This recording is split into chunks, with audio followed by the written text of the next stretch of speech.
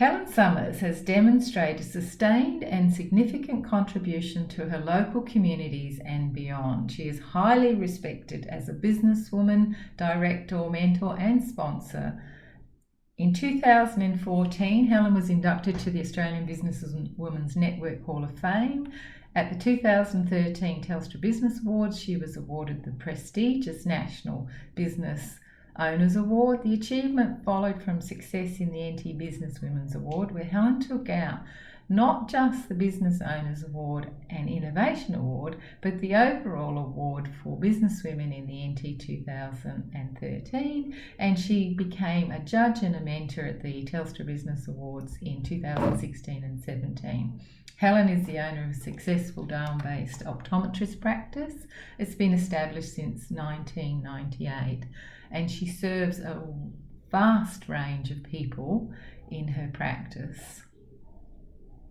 In 2014, Helen opened Nikon flagship concept practice, embracing innovative techniques in consulting and dispensing. Helen's practice partners with Flinders and Deakin University to train, mentor final year optometry students, a placement offering a unique experience of remote clinical work with Indigenous health.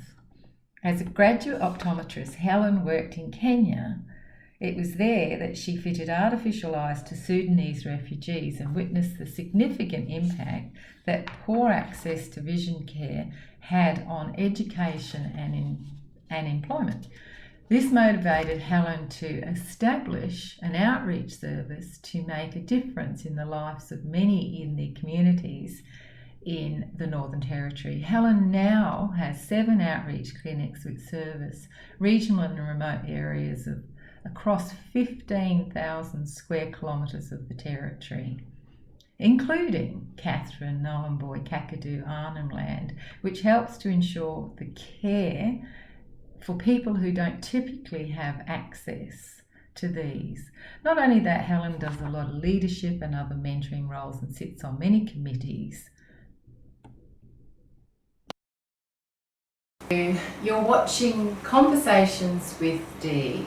This is the place to be to learn more and meet inspiring people, incredible people with wonderful stories to share with you.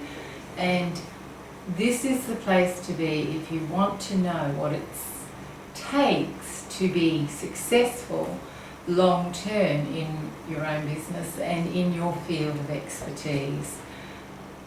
My guest today will share a great deal of information, and I'm sure that you will all get so much out of it, and I'm so grateful to have her here. Hi Helen, how are you? Very well, thank you, Deidre. It's great to be here. Oh, and I really thank you for your time, because I know you have a busy schedule, so it's really nice, and I know that the people listening have a lot to learn from you in particular.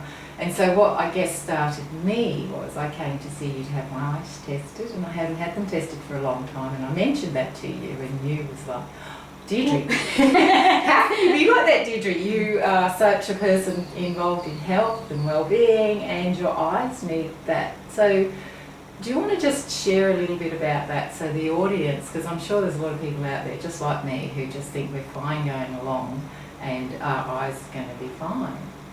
Sure. Well, I do remember being quite surprised, because when we think of our health, and our health has a huge link to our visual health, our eye health.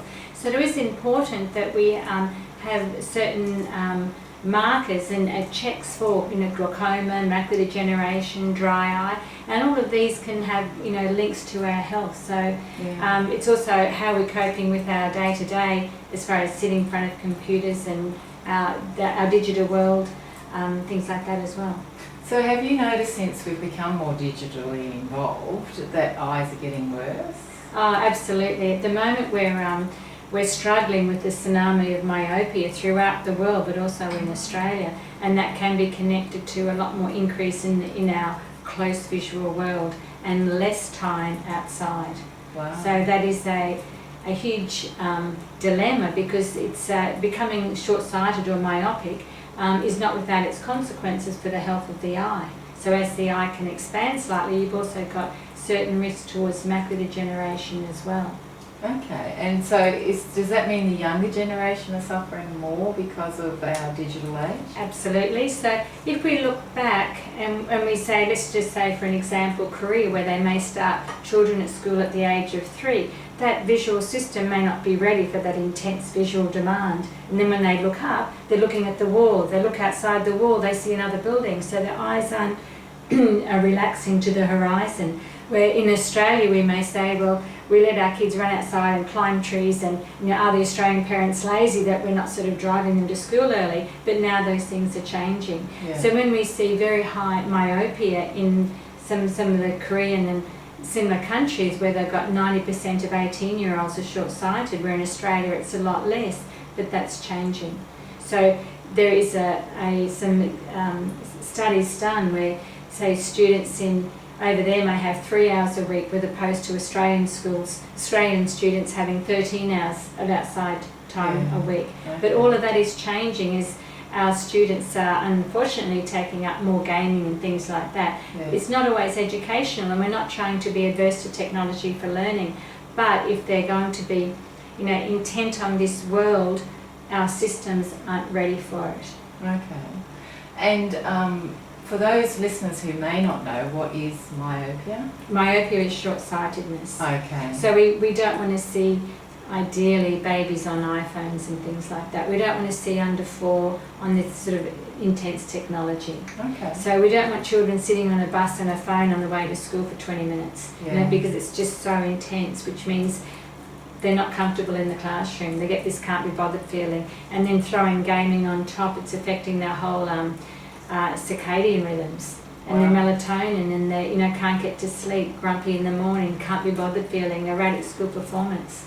Amazing. And we have to relate to that as our adults as well. That it's so easy, isn't it, to pick up the phone sometimes, and what what we need to remember is our outside time is so important. Reaching that horizon. I agree with you. And so, Helen, what made you want to start in this field? What in optometry? Interesting, because back when I was studying, I finished school, and in those days gap year wasn't in the Oxford Dictionary. Okay. So I went on to uni, but I really didn't know what I wanted to do. And what I wanted to do was agricultural science and do research in plant genetics, but there was no jobs at that stage, and certainly not for women. So I took up optometry, and when I finished, I was 21, and of course there's still no jobs for women. So I took a job in North Queensland, and again we had gender pay gap and things like that. So I must always be appreciative of the guys who gave me a job up there. So I was based in Ayr, and also did some visiting clinics to Bowen and Collinsville. And gosh, what trust they put in me. I was 21, I had no management experience, not a lot of life experience. My closest mentor was 200 K away. So I was really thrown in the deep end, but it was such a fantastic learning curve. I bet. And then from there I actually went over to, I travelled around the world a little bit, and spent 12 months in Africa, but 3 months of that was spent in Kenya. Yeah. And that's where I was working with Sudanese who were crossing the border as refugees, and now are escaping a life of civil war. Wow. And there you really saw, I was working with artificial eyes. They'd lost their vision, they'd lost their home, but they were so appreciative of an artificial eye. So it was pretty amazing. Yeah. But here you also saw the impact of not getting access to vision care, where if you don't have access to a pair of glasses, you cannot learn, you cannot read, you cannot get access to higher learning or work, and then your family is destined to live in poverty for life. So it's a vicious cycle. So early intervention just is not available. It's getting access to vision care. Yeah. So when I came back to Australia, it was still that access to vision care in our own backyard. We have 30% of Aboriginal adults who don't get access to vision care. Yeah. So don't having access to a pair of glasses impacts quality of life and learning. Because you've been working in the communities now for how many years? Well, over 30 years. Wow, 30 years. And I hear some interesting stories. Helen and I have known each other for about 30 years. I moved up from Catherine and joined the Runners Club, so we met on a mutual love of running, and our paths have crossed. My children, well, one of my children and myself, been to Helen as an optometrist. But wow, that's incredible. It's just amazing what you must see here in the communities in 30 years. It's very much a passion, because part of this is the global goals of Vision 2020 and the national goals of Closer Gap for Vision, which basically is about reducing preventable blindness. Yeah. 90% of blindness is preventable, Yeah. and that's quite confronting. Yeah. And the 4 key ones are, diabetic retinopathy, which is just getting access to good control of diabetes so it's not impacting the vision. Cataracts, getting access to vision care and then cataract surgery. Trachoma, which is largely eradicated in the top end. And the 4th one is just getting access to a pair of reading glasses. Okay. So I am passionate about striving towards those goals, absolutely. So in the 30 years that you've been doing this and going into the community, what improvements have come about? I actually think we are seeing less diabetic retinopathy, but it's still quite confronting, because we're still seeing 21-year-olds who have impacts of losing and risking loss of sight through diabetic retinopathy, and they're just so young. Yes. So it's that educational side, it's the nutritional side, it's lifestyle, it's quality of housing, standard of vision, standard of living. All of those things still impact our Aboriginal health. Yeah. And so when you're going out into the communities, and you've been doing it for some time, and there is improvement, what role are you playing in that? I'm trying to provide access to vision care. Yeah, Yes. absolutely. Yes. And is that easy for you now than others? Well, it's always a challenge, because some of our communities, and especially our Lanapoi homelands, which is one of the ones I frequent, it's very remote. These homelands are very scattered, and obviously we're travelling with Lanapoi Health and nurses and dietitians and educators. So it is challenging, and you can see where our living conditions are not always the same. And I know from talking to you, Helen has taken a backpack, dehydrated her own food, her own clothing, and sometimes not even electricity. Is that right? Yeah. When you're going out. Well, sometimes you're relying on the generators, and last time we were out there, it was it was a hot weather like we're getting now. And of course everyone turned on their air conditioners, so then we had no power. Nobody had power. So those sort of challenges that come. Absolutely, and it's just, they can't just get an electrician out there. You've got to rely on someone flying out or driving 800k out on an unsealed road. So yes, I think most Australians probably aren't aware of urban living can be quite different to regional remote living. Absolutely. And so are they digital? Do they have telephones? Do they have an iPhone out there in the community? Some communities have got now access to coverage. Yes, there are more telecom towers, Telstra towers going out there. So are you seeing a change in that creating a problem? We are seeing a little bit more use out there, but coverage is still an issue. So hopefully we won't see it as the same problem in the cities, but we've got to be careful. When I did a very early many years ago, a master's paper on the refractive error of children in our Arnhem Land Islands, which is Minjaling and Werribee, Croker Island and Goulburn. And I delivered that in the World Health Organisation in Durban in South Africa. And what we found is that there was no myopia, no short-sightedness. Wow. Because their lifestyle was detecting a turtle's head this big, breaking the surface of the water 1,500 metres away. Wow. So the acuity was amazing. Yes. But then you get the students to try and hold the focus for a length of time in the classroom, and it was really difficult. Yeah. So we do usually associate that myopia or short-sightedness with educated urban living. Yes. But as I say, all of that is becoming another issue now in our urban society, and it will be changing in our remote areas too.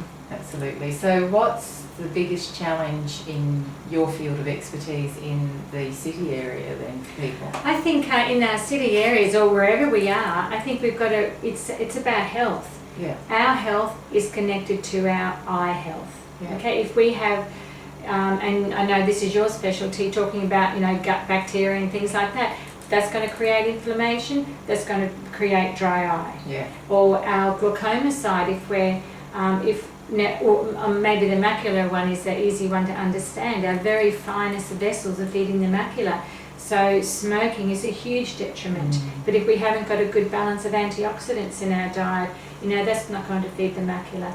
Or the very tiniest vessels are relying on good oxygenation. So we've got to have that cardiovascular, exercise to feed the macula. Yeah. So our whole health and daily health outcomes are, really linking to our eye health as well. So the refined foods as well, because that's Well, obviously our diet impacting on your gut health. Yeah, So, absolutely. So the soft drinks and the macas are out, and get back into eating really good things. Well, we always talk about, having, we used to talk about carrots are good for your eye, the beta carotene and things like that, which is great. But we also talk about the omegas, the omega-3s, but then we've got to remember the right ratio of omega-3s and omega-6 as well. And so if you could simplify that for people, because people will take a message away if it's really quite simple, is just eat more.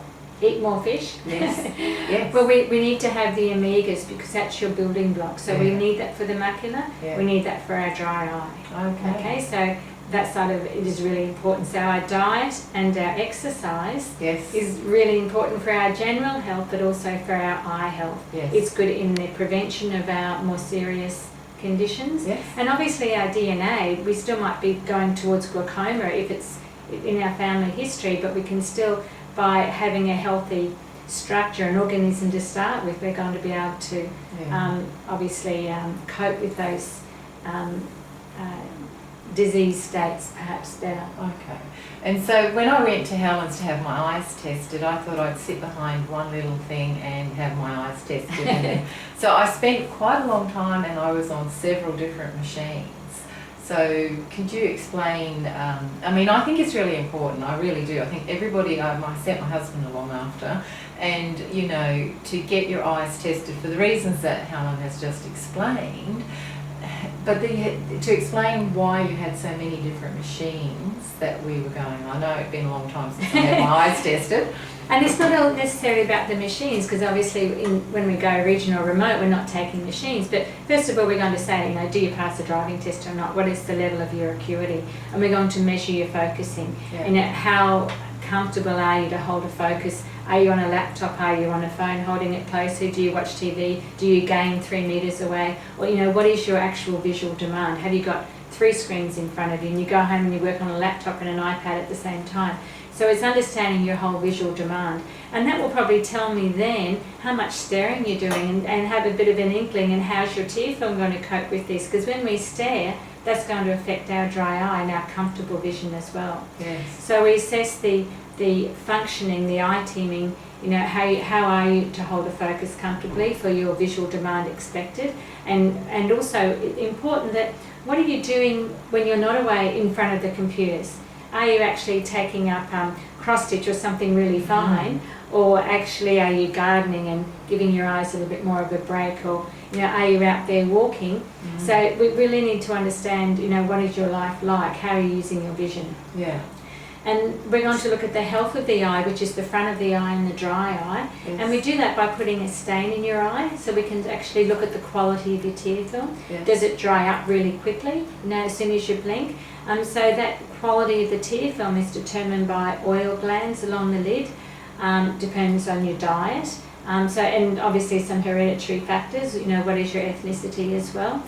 We're going to look inside the eye, so for the back of the eye, but by checking the pressure. When we check glaucoma, we're going to measure the front surface of the eye, we're going to measure the pressure inside the eye, we're going to look at the optic disc. So different factors to really have a look at the risk of you becoming a glaucoma suspect. How closely do we have to monitor that, or we can cross it out straight away, it won't be a risk, or is it one that we might have to follow later? Yeah. Then we're going to look at the macula, but we're also looking at the whole vascular health, because when you look into the eye, that's reflecting the health in the rest of the body. Are the vessels of good calibre? Are they having any changes or calibre changes? Yes. So quite often we can pick up where there's hypertension there, high blood pressure and things like that. Yeah. So it's looking at the whole health of the eye, and then we can advise, do you need a pair of glasses for reading, or is it a little bit more complicated than that because your screens are sitting at different distances? Yes. Or do you need one for a specific task? If your work is art and you sit cross-legged, or do you do stitch and hold it closer, or do you do gaming and things like that? So it's understanding your requirements for glasses or lenses, and filters will depend on what your visual demand is. If you're sitting on a lot of computers, quite often you may need a blue light filter to cut down the impact of the screen. Yes.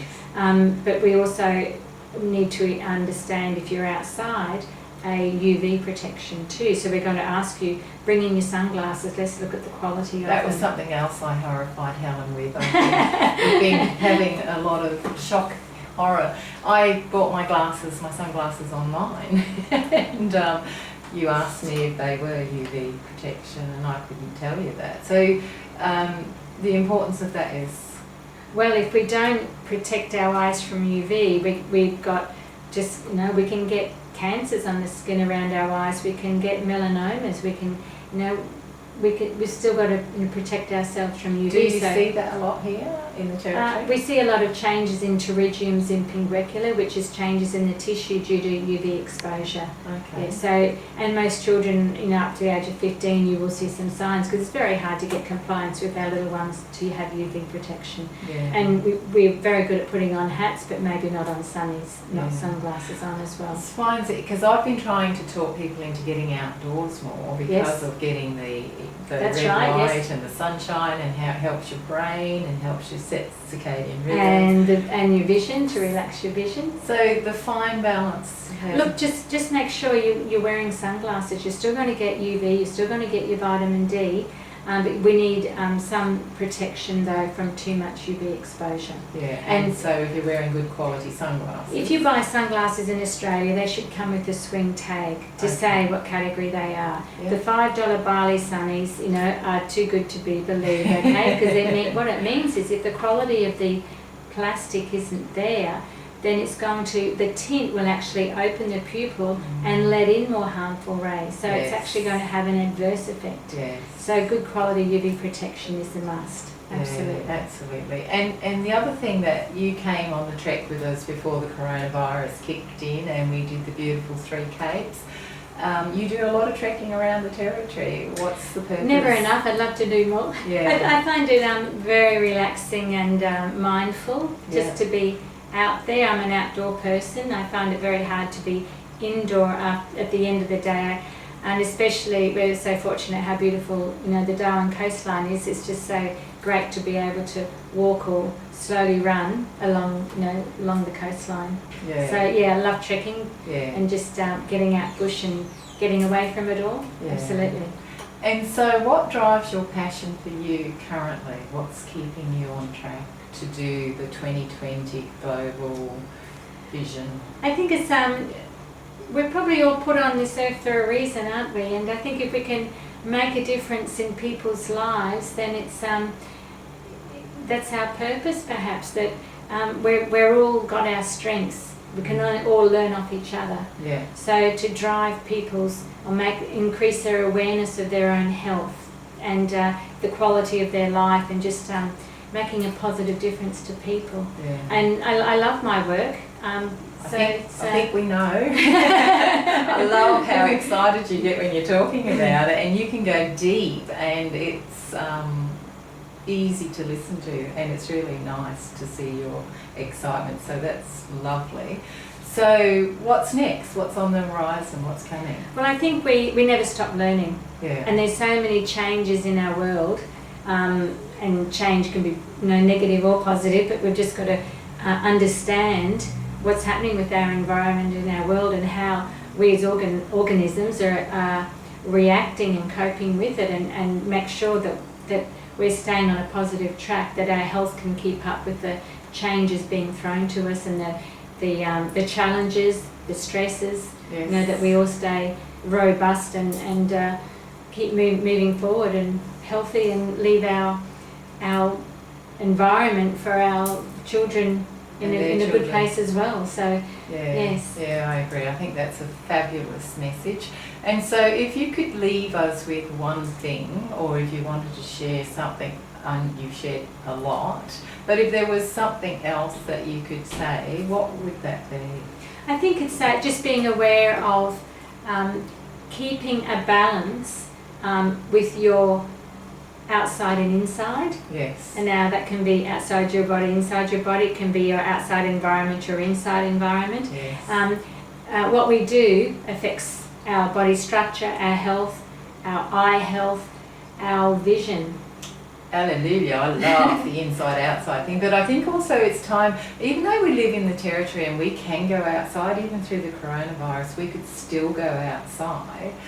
We do have a lot of people who still just stay inside, and I think that's the technology thing. And technology, we need to be very careful. Technology is a fantastic asset, but we've just got to be careful of the balance. Yeah. Okay, because it's not just a extra vision. It's a postural as well, and it's a the circadian, it's the melatonin, it's the sleeping, it's endocrine, and if we're too much of that cortisol from the impacts of the screen and what's going on in the screen, therefore that'll affect our immune system. Yes. So it's just so connected. Yes. So I just think we need to be very clear about, how we're feeling in our day. Yes. Yeah. And I don't believe Helen's trying to say don't be on technology. No, not at all. Technology, we need it. It's We need it for amazing. learning. Yeah, Yes, it's yes. amazing. We need to I love embrace. it. I'm using it here today. So it's fabulous. Well, thank you very, very much. I really appreciate it. And I know there's a lot of information for all the listeners out there.